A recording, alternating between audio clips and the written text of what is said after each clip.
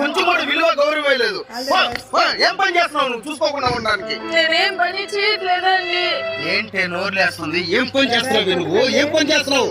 ఇంట్లో కూర్చొని 3 పూట్ల తినేది కాకుండా ఏదో పెద్ద పని చేసినట్టు భలే బిల్డప్లు కొడుతున్నావు కదా. పోయి కండిచ్చి ఇంట్లో పని చేసిన దానికి ఓవర్ యాక్షన్.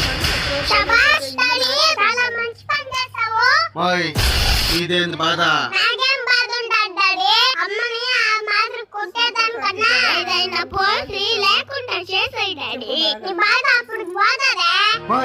ఏంది నా భార్య ఆ మాట అన్నావు?